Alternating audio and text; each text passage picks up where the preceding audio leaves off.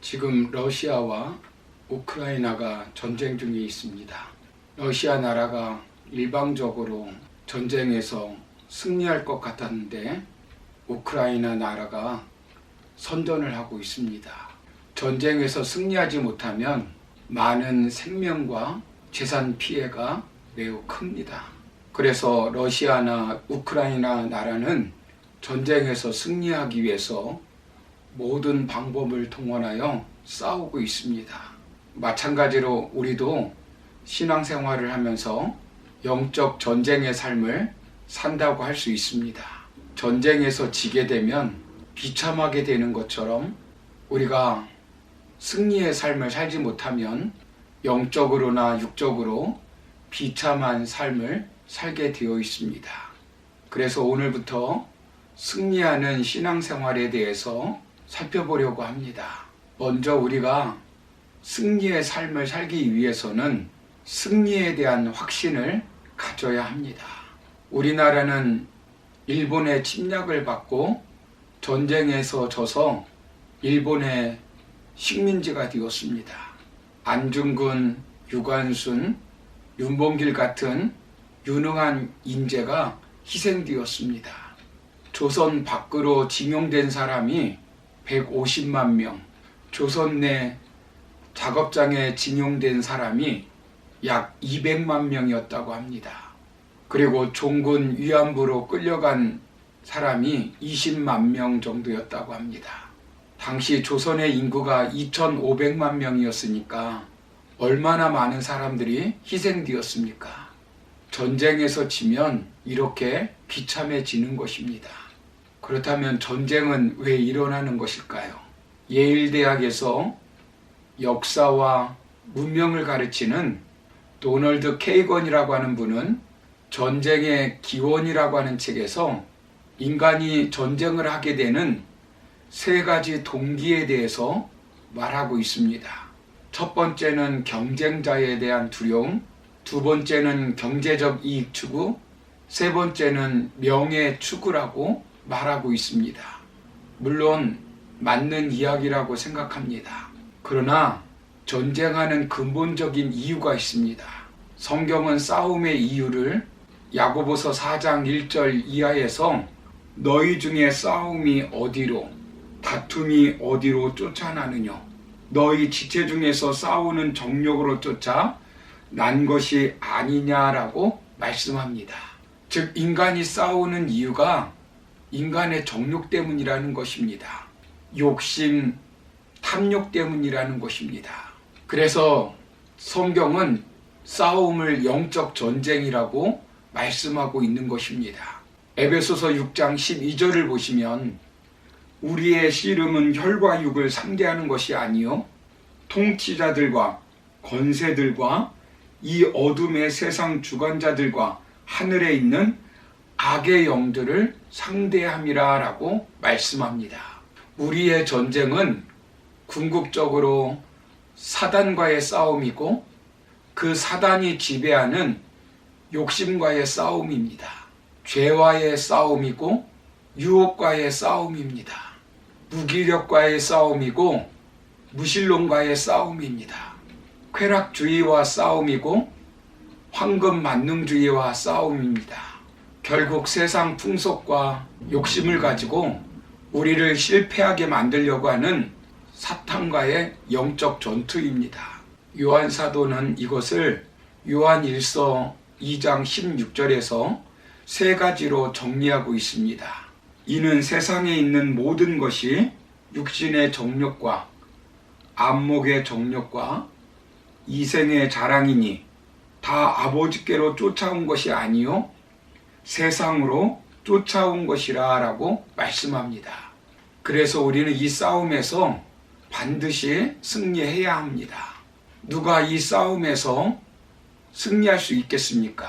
본문 4절 말씀을 보시면 무릇 하나님께로부터 난 자마다 세상을 이기느니라. 세상을 이기는 승리는 이것이니 우리의 믿음이니라 라고 말씀합니다. 누가 이길 수 있습니까? 하나님께로부터 난 자입니다. 일부가 아닙니다. 하나님께로부터 난 자 모두가 이길 수 있다는 것입니다. 그렇다면 하나님께 난 자가 누구이겠습니까? 1절 말씀을 보시면 예수께서 그리스도이심을 믿는 자마다 하나님께로부터 난 자니라고 말씀합니다. 예수께서 그리스도이심을 믿는 자입니다. 하나님의 씨가 그 속에 있는 자입니다.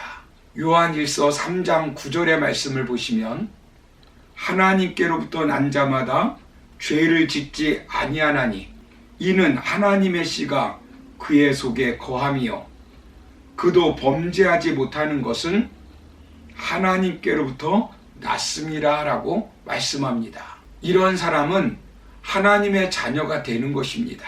하나님의 자녀가 되면 자녀의 권세를 받습니다. 요한복음 1장 12절 말씀을 보시면 영접하는 자, 곧 그 이름을 믿는 자들에게는 하나님의 자녀가 되는 권세를 주셨으니 라고 말씀합니다.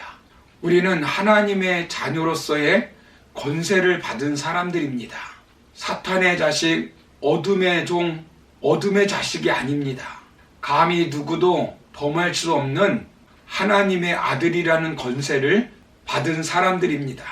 대통령만 되어도 얼마나 큰 권세를 행합니까? 마음대로 장관을 임명할 수도 있고 갈아치울 수 있지 않습니까?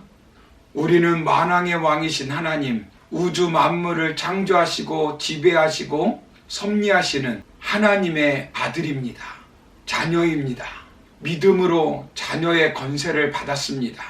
여기 본문에서 이기다라고 하는 말은 정복하다, 승리를 쟁취하다라고 하는 뜻입니다. 하나님께로부터 난 자들은 승리할 수밖에 없습니다. 그러므로 우리는 승리에 대한 확신을 가져야 합니다. 예수님은 이것을 우리에게 약속하셨습니다.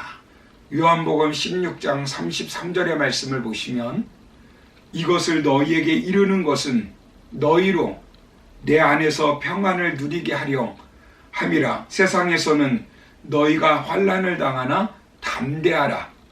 내가 세상을 이기었노라 라고 말씀합니다. 예수님께서 승리하셨기 때문에 예수님 안에 사는 우리도 얼마든지 승리할 수 있다는 것입니다. 세상에 살면서 환난을 당하고 시험과 핍박을 당하고 질병도 걸리고 실패도 할 수 있습니다. 그러나 궁극적으로는 승리할 수 있습니다. 로마서 8장 37절을 보시면 그러나 이 모든 일에 우리를 사랑하시는 이로 말미암아 우리가 넉넉히 이기느니라 라고 말씀합니다. 한번 약속하신 것은 끝까지 지키시는 하나님께서 넉넉히 이길 수 있다고 약속해 주셨습니다. 신명기 31장 6절을 보시면 너희는 강하고 담대하라. 두려워하지 말라. 그들 앞에서 떨지 말라. 이는 내 하나님 여호와 그가 너와 함께 가시며 결코 너를 떠나지 아니하시며 버리지 아니하실 것임이라 라고 말씀합니다. 사랑하는 성도 여러분, 하나님은 우리를 실패하도록 구원해 주신 것이 아니라 승리하도록 구원해 주신 것입니다. 그래서 우리는 승리에 대한 확신을 가져야 합니다. 우리는 사단과의 싸움에서, 근심과 걱정의 싸움에서, 불안과 두려움과의 싸움에서, 절망과의 싸움에서, 질병과의 싸움에서, 유혹과의 싸움에서, 분노와의 싸움에서, 증오와 미움과의 싸움에서 승리할 수 있습니다. 반드시 이길 수 있습니다. 우리는 이길 수밖에 없는 사람들입니다. 그러므로 성도님들께서는 하나님께서 우리를 승리하도록 구원하여 주셨다고 하는 확신을 가지시고 날마다 삶 가운데서 영적 전쟁에서 승리하며 살아가는 저와 여러분 다 되기를 주의 이름으로 축원합니다. 감사합니다.